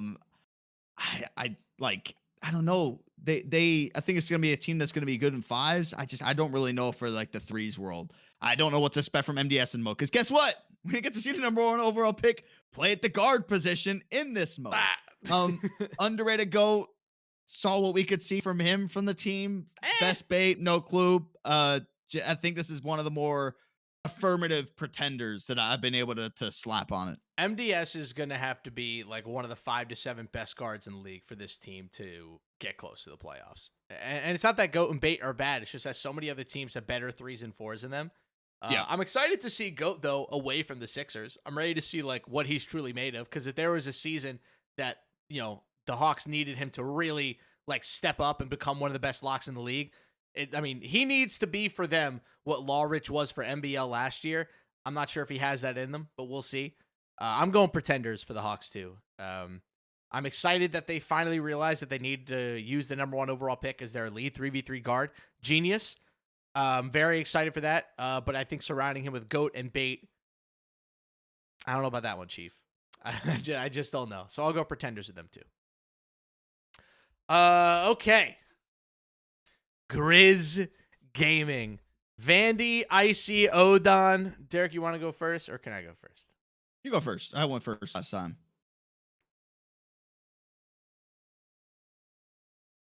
Oh, I so badly want to put them in the contenders category. Oh, I so badly want to do it. I want it to be. All right. I'm gonna preface this, guys. People ask me all the time, like, you know, they tell me all the time that I'm biased and that I'm biased towards certain teams. It's not often that I admit my bias towards certain players and certain teams, but I want everybody to know that if there's one player in the league that I'm always biased towards, it is Vandy. It is the great Bandini. He is one of my favorites. He always has been. It's just fun watching him play the game of 2K. I've always loved seeing what he's able to do because he can always pull the rabbit out of the hat. I'm going to actually replace one of the teams on the contenders list. Can you do that? No, like on the one of the teams that I had up like next coming up that was going to be a contender. Okay. And I am going to put Grizz Gaming down as a contender. I am really excited to see Vandy, Icy, and Odon. I think Icy and Odon are going to be really good. And it's Vandy time, man. He got his threes team back. He was insane with the Pacers that year. It's time for the magician to come out of the coffin and surprise everybody again. Another trick in the box. I'm excited to see him play because, again, for people who didn't know, he played one series last year and it wasn't on stream, but he dropped like, I think 19, 21, and 19. I think some crazy numbers. So I have full faith in this team. They're going to get back into like Vandy's winning ways like he was with the Pacers and bringing them in. So I'm going to put the contenders tag on them as well. Yeah. I'm very excited for Icy and Odom, by the way. I think I as much as we talk about the Grizz, or as much as we talk about Vandy, Icy and Odom are going to be very good as well. Grizz Gaming, 45 and 50 last year, 9 and 11 in series. All right, on to our next team, the Gen G Tigers. Dirk, who do you got? I'm gonna go contenders. Ooh, back-to-back contenders. Okay. Because if there's one thing Gallo has shown us, is that this man can keep them in games. But you know what they didn't have? Good defense to be able to push them forward to win a lot of those close games. Part of that is on him. I'm not going to let Gallo off easy because while he was phenomenal offense, he was a defensive liability on those back doors. The more people started to utilize them, he could never get steals. He could never get any flukies going his way, anything like that. But the difference is now you're pairing him with Lawrich and Jolo. That is fucking scary, especially what we saw from Lawrich last year with MBL. And then what we ended up seeing Jolo when he was out there with Trey Dollars and Dario too. So I think them getting those two pieces just worked wonders for them in threes. I think it's going to make them immediate contenders and easily in the playoffs. Easily in the playoffs. Wow. Yeah. I'm going to go a little bit. I'll do contenders with you too. I was going to say on the bubble, but I just think that Lawrich and Jolo is going to be too good. And I think that that defensive combo is going to win them a lot of games. I mean, Gallo last year, if we look at his numbers, it's like the same. They had the same last year as they did when we were in Indy. Gallo, it was just 10 points per game, 2 assists per game, 77% true shooting. He was awful from three, 41.5% from three. He was absolutely terrible shooting the ball. He can't be that bad again. No. I wonder if the odds are probably in his favor to never be that bad shooting the ball again. Because he's usually a pretty good shooter, but they need him to be good, man. Like, they can't have any more of this junk of him not being able to close out games and missing wide open threes for the win. Like, he's got to start putting teams away. Like, that's really the next step for him, is getting kind of that lethal end of game, end game mentality of okay, it's time to win. It's time to kill this team and get out of here. But lucky he has Lawrich and Jolo to help him out with that. All right, Dukes and Vanitos. Ryan 101, Warnox, and Scorio. I have them as pretenders. I think they might be the closest team we have to Yikes. Mostly because I think Ryan 101 is a completely unproven commodity, especially in this game mode. I think Warnox in this game mode is a completely unknown quantity, and I think Scorio in this game mode is a complete unknown quantity. I think if you look at Ryan 101's numbers last year, I think he has to improve on them just because he's way too talented to be that bad. Last year, 11.1 points per game, 0.87 turnovers per game. He had the number one turnovers in the league, 41.5% from three, same as Gallo. I know that he was dealing with some health issues last year, so that definitely impacted the amount that he was playing. They brought Duck in. Duck made that crazy run through the slam, but now he gets the hard reset and he gets to be the lead guy on Duke's Dirk. But I just feel like this team is going to put almost too much on him. And while I'm excited to watch Warnox in fives, I think Warnox in threes is going to be a tough watch. This is not a friendly game mode to locks at all, unless you're one of the best. So yeah. I'm worried for Warnox in this game mode. I think it'll be way better in fives. This will be my my first team in the Yikes. Oh, you're putting him in the Yikes Farnois category. Yeah, okay. It's unproven players in every single thing. The only one that is you could sit there and be like, okay, somewhat was Anais when he played with Gen G. But they just 1 through 3 that they're gonna have for this mode. It's just guys that you just have no clue what to expect. So that's why I put them here. Ryan was very underwhelming. I know he had a lot of stuff going on, so maybe things will be different with him getting under his belt. Gazuli, will we have to see anything from him if Ryan 101 doesn't have to? But yeah, I think a lot of this, especially too, with Warnox, we know him as the 5v5 guy. I haven't heard much about how he's been looking in threes. I know I've been in some group chats with some people who are saying it's oh yeah, he's hasn't been looking too hot. So Dukes Infinitos will go in my first Yikes category for this. I don't think threes will be very friendly to this team. And it's a shame because, if they were able to keep that team together in some fashion from last year, I mean, it's hard to even look at the stats of that team. The Dukes Infinitos played 117 games, lethal, 78 and 39. They were 13 and 5 in series. They averaged 20.4 points per game, the most in the league. They gave up only 18.1 points per game, tied for most in the league. I mean, Dirk, this threes team last year that they had of Killy, Hez, and Godlike was the stuff of legends. I mean, it was Yep. as good as we were hoping to. And again, I want to pat myself on the back because I said way back when Dukes and Benitos drafted Killy that I would put hard money down that at some point Killy would win a 3v3 tournament for them or the finals. And I said that you can go find the expansion draft when I said it live on air, and it came true.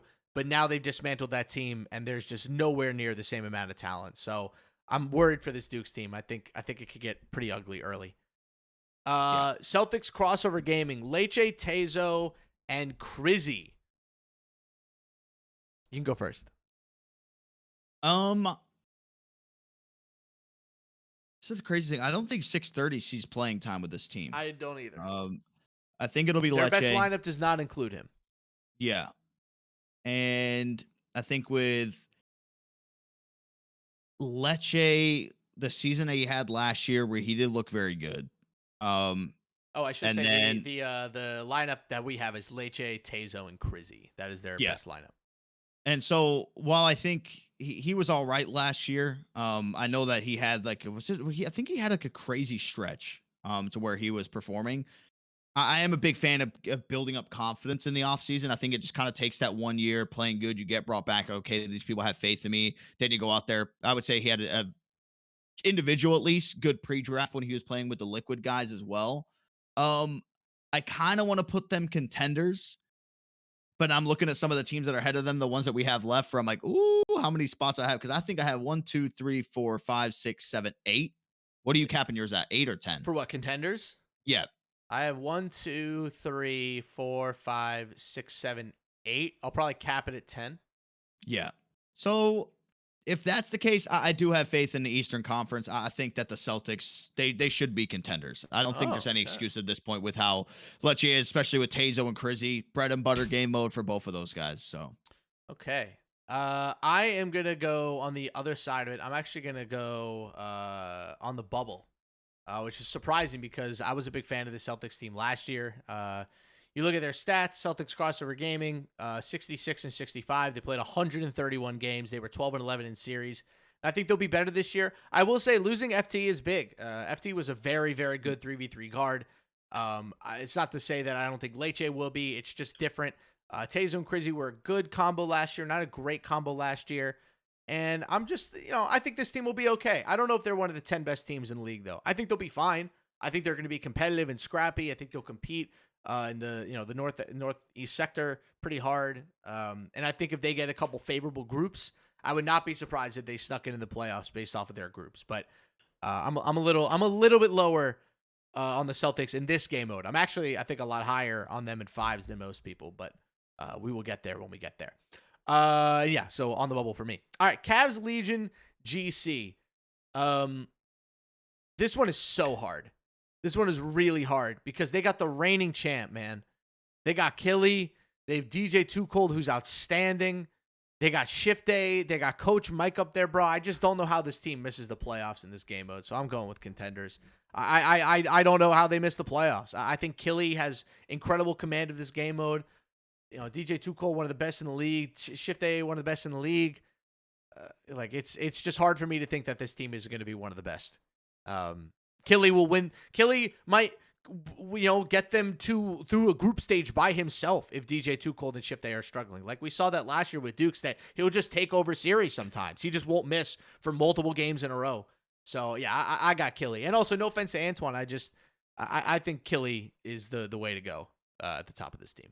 So yeah, it's so interesting when we look at the roster construction. If you just look over towards 3, so you have the Finals MVP and the champ from last year. You have DJ Too Cold with NBL Waz Gaming, who played phenomenal for him at 3v3, and then you got TB from T-Wolves Gaming and how crazy runs that they had, never been able to get to the very top. So it's like they've pulled one player from some of the top contending teams all of 3v3 last year, and now throw him with Killy. I'm going the same way as you. Saw what I need to see from Killy last year. I think it would actually honestly be disrespectful if we put them on the bubble, considering the 2 talents that they put together with him are very, very good and showed proven runs all last year as well. So I think they're going to be contenders. That's one thing about Killy's game. It's like never really let up from the moment that he came into the league. And so I think that maybe it won't be as dominant I don't think, right? Yeah. Because what we saw from like It's Loki, hard to be Goblin, dominant with this much talent in the yeah. league, I think. So yeah, I'm gonna throw them on the contenders, and I think that I have room for. I think I have room for one more contender I on have my one more list. But contender, and yeah, I think we're both gonna go with the same one here. I'm actually gonna give my contender tag to the Bucks. yep. And I'm actually gonna throw a little bud out there. I mentioned this for the Heat. I think the Bucks are gonna be one of the 4 best teams in 3v3 this year. They have so many lineups. They have so many lineups. I don't even know which one's the best one. I have written down right now Johnny Red, Dawsix, and Dimes because I don't want to leave Johnny Red on the bench. But I could also do CP, Dawsix, and Johnny. I could do CP, Dawsix, and Dimes. I could do CP, Johnny, and Retro. I could do CP, Dawsix, and Retro. I could do Johnny, Retro, and Dimes. Like, I can do whatever I want. I could do CP, Retro, and Dimes. Like, this team is going to throw out so many insane lineups. They're just going to win games. They're just going to rack them up. That's the thing. Like, but like it's a good and a bad thing to have so many lineups that you can put out there. I think the story, kind of like how it was when Dimes went to the Kings, is Dimes going to play in threes? Because all we heard from when he was with Sacramento was that the whole reason all this dispute came was because he was told that he was going to play threes. Then they're like, no, you're not touching the floor in threes. And that's where everything started falling apart. Is this going to be a thing where Dimes is going to have to force himself into a lineup and play the threes mode? We still really haven't seen much from him. So it's kind of like, I don't know which way to look at it. Yeah. In a 3v3 sense. I've heard the Bucks like, in preseason have tried multiple different lineups, and all of them have worked. Not all of them have worked, but like none of them have been truly awful where they're like, wow, we can never run this. Like Dimes has looked good. Johnny has looked good. Retro looks good. Like they just have really good 2K players on this team. Yeah. So, I don't know. I think it would be a nice change, right? Because we saw how good Cooks was last year, and I still consider Cooks to be better than CP. Yeah. So I feel like with mixing CP into the lineup and you run that same thing, like how is that really going to look? Yeah. So I would like to at least see a change maybe at the start, but I do think, to your point, if you can go out there and put as many lineups as you want, cool, and you win, all power to you. Yeah, go off, King. Bucks but yeah, I have them insane. contender. They were insane last year. 126 games, 77-49. They were 16-3 in series, Dirk. They had the best series win percentage in the league with Cooks, Dawsix, and Johnny. It's just the series that they lost were the biggest series of their season. So very, very interested to see how the Bucks fight back this year with no Cooks. Cooks was really, really good for them. So it's a big change. Okay, let's go to Blazer 5 Gaming. I got Claude, Bots, and Chaos. I kind of want to yikes fart noise this team. Yep. I just don't know how they win games consistently. I don't know what their win conditions are. I'm worried that the lockdown, like U-Bots is going to be great, but I feel like U-Bots' best position is at guard, and I don't know if this team has the balls to not start Claude at guard. I don't know if this team has the balls to start Fayez at lock over U-Bots. I don't know if this team, I don't even know what this team's best lineup is, and I don't think they do either. That's the thing, right? With some of the teams that we've been throwing in pretenders for different reasons, like maybe overhyped or something like that. The one thing that even all the teams in the pretenders have in common is that you know what positions some like players are going. This is one like Dukes Infinitos where like, yeah, you kind of know, but it's very unproven. You throw B5 in that exact same category. Don't know what to expect from U-Bots in threes. Don't know what to expect from Fayez in threes. Chaos, yeah, we saw what he was able to do last year. But like the Claude and Chaos, I don't think that's going to be enough with those two guys. Because again, we can't, like the impact of Jomar is like they're replacing Jomar. You're going to replace Jomar and Fayez or U-Bots. Yeah. Like that's tough. It is impossible for a lot of the players that were there to really have somebody go in and be able to fill that void. Well, because it's not even like they have to fill the own talent gap on their team. They have to fill the talent gap on their team and also accommodate to how much better the other teams got around them. So it's a kind of a double kill on that fashion. Yeah, for the sake of not having even a lockdown, kind of the same thing that we harped on them about when they drafted. It's exactly why I'm giving them the yikes for their threes. I think I'm going to have to agree with you. All right, last but certainly not least, and then we get on to our big predictions. 76ers GC. Most likely lineup being Dre, DT, and DJ. The Sixers last year, or I should say the Blazers last year, sorry, were 48-62. They were 6-12 in series, and they won the Steel Open champs. Yeah.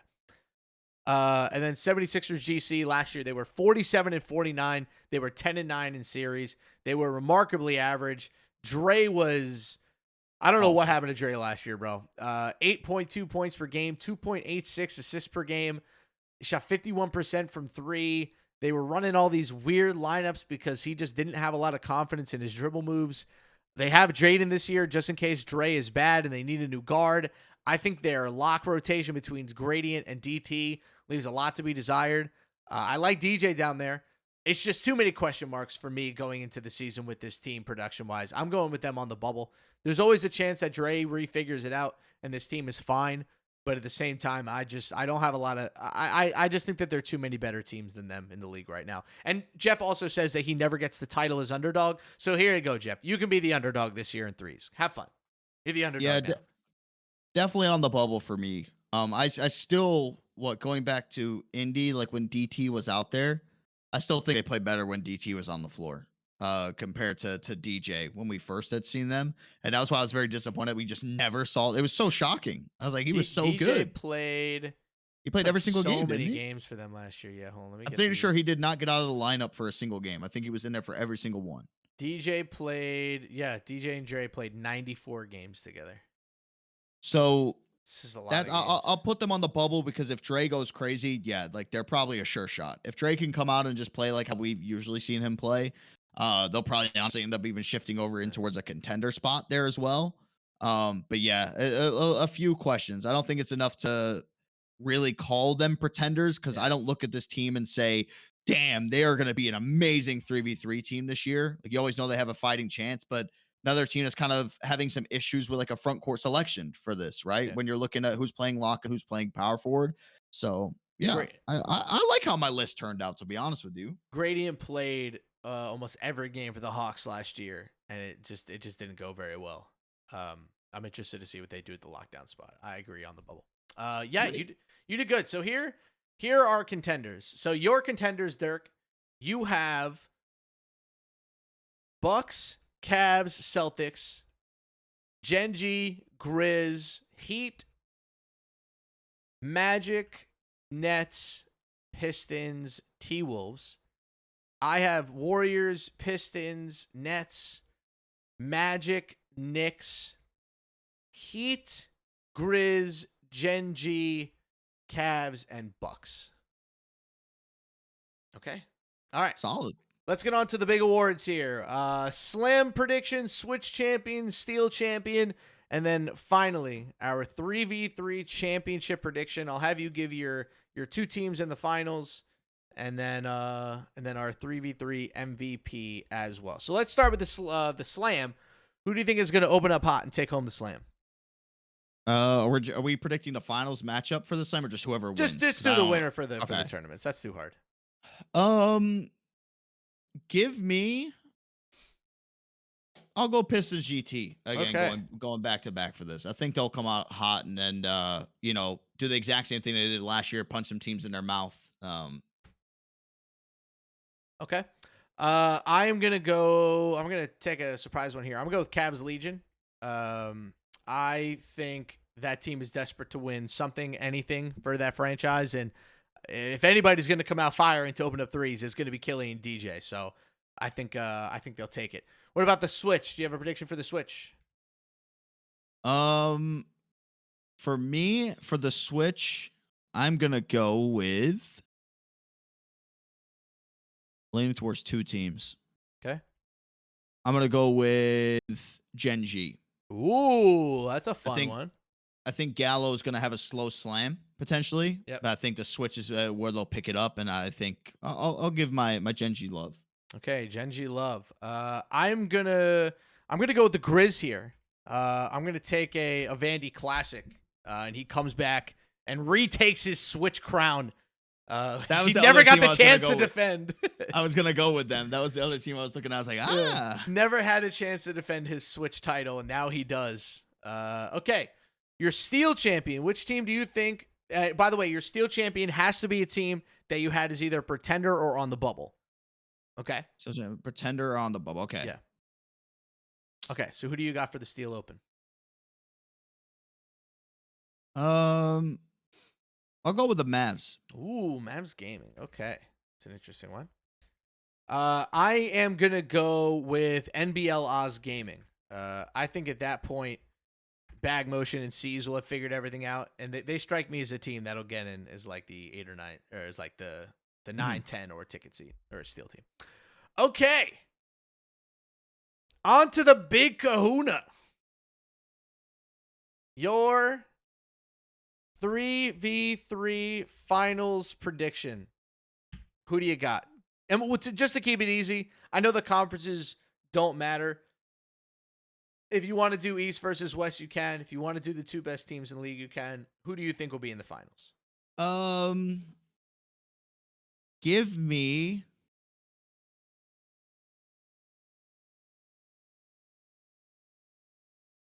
let's go with the Magic. Okay. Taking on the T-Wolves. Magic T-Wolves. Wow. Okay.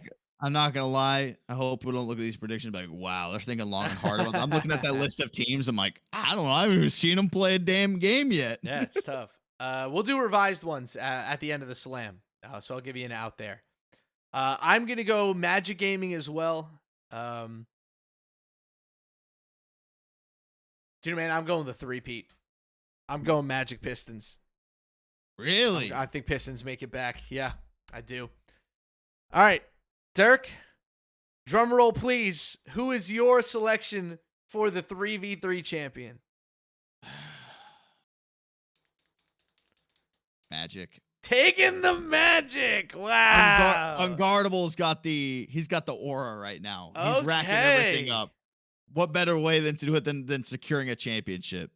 I am gonna go with Pistons GT. I think they come all the way back and they take down the Magic in the finals. I think Connor gets his revenge on low-key Godlike and finally secures an offensive rebound so that they don't get killed by another 3. I'm not surprised that we're both high on Magic Gaming. I think this could be one of the most interesting 3v3 teams of all time. I wouldn't be surprised if they make runs in multiple trophies, multiple tournaments here. So excited for Orlando. Pressure's on. Last but not least, I think I could probably figure out who your 3v3 MVP is, but who's your 3v3 MVP? Unguardable. We've had too many big men win awards. Get time to give it back to the Cards. You can go with Unguardable. I'm gonna go with Kai Iverson. Like I said, if the Heat get a Final 4 seed this year, then I think Iverson is the MVP. So, all right, we've done it. We did it. Preview 3v3. In a week from now will be the Slam Open, the first tournament in 3v3. I have the groups here, so I'll quickly go over the groups for the Slam. In Group A, it is Gen G, Hornets, Magic, NBL, and Pistons GT. That'll be a whole lot of fun. Group B, Cavs Legion, Hawks Talon, Knicks Gaming, Nets GC, and the Raptors. Group C, Celtics Crossover, Dukes, Heat, Sixers, and the Wiz. Group D, Bucks, Grizz, Mavs, Pacers, and T-Wolves. Then Group E, Blazers, Jazz, Kings, Lakers, and Warriors Gaming Squad. That group was nuts. Which one was that you just said? Bucks, Grizz, Mavs, Pacers, T-Wolves. That's a crazy group. That's a crazy group. Yeah, I'm not gonna lie, that's pretty nuts. Okay, that is your 3v3 preview. Dirk, you will be on the broadcast on the first Wednesday. I will not, so I'll be I'll be live streaming it for my own Twitch channel. Any final words about threes, or you just want to get out of here? I'm excited. More interested to see how the broadcasts are gonna go. Selfishly, that is always the scary part about it, but excited, very excited. I am excited as well. I think people hate on threes too much. Like, I understand that it's not fives. I understand that might not be your favorite game mode, and sometimes it can be difficult. But I promise you guys, it's not that bad, in my opinion. No, I don't think it's that bad. I mean, like, there's one thing, like, you can't knock the mode that, like, it's just exciting. You get a game winner every single however many seconds. Yeah. So it's like, I don't know. You can't really hate a mode like that because it brings excitement. I just think people hate the mode because it's like the movies when the dad gets married to the new wife and the wife fakes being nice, but then she's just being mean to everybody else because she's getting all the attention. Yeah, that's threes. That's what I think. For threes is the brand new, the husband just went to go marry a new wife and they're picking on the kid the entire time. Mm-hmm. But that's why people hate threes, is because it's taking the spotlight away. Play a lot more threes games. So people are like, well, we play so many more games of threes. Why can't we do it in fives? I don't want to play hundreds of games of fives. I don't either. That's a lot of hours, y'all. These games are like 45 minutes long. Okay, you gotta juxtapose that over the whole season. Honestly, I think that people feel the same way about threes as they feel about Kai Iverson. We're missing the forest and the trees here, guys. Like, it's a decent game mode. You know, I know the turnovers might not be great. I know that there might be too many games, but you know, it's still enjoyable to watch. All right, we will leave it there. How do we want to do this, Dirk? Because should we do an episode next Tuesday going into the games on Wednesday, and we could just talk about the games on Tuesday? Or what do you want our next episode to be? I'll ask you live and put you on the spot. Oh, next week. So, I mean, that's where we can finally jump in and do an actual preview of the games that are going to be played for the week. Okay, so we'll do preview on Tuesday then.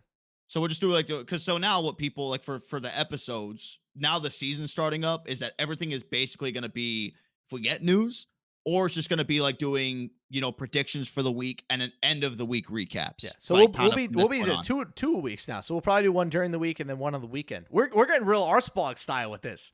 We're going to do a midweek Arsblog and then an Arsblog extra at the end. We'll have to you know what we'll call it? We'll call it VC Courtside or V Courtside extra and then normal V Courtside. Yep. So, all right, that's going to do it for us. Thank you guys for listening to the 3v3 preview. We will see you guys next Tuesday. The 2K League is back, ladies and gentlemen. It's going to be a lot of fun. But yeah, keep track of our predictions and tell us when we're wrong. But we won't be, because we're always right. Goodbye. You'll be right. I'll be wrong.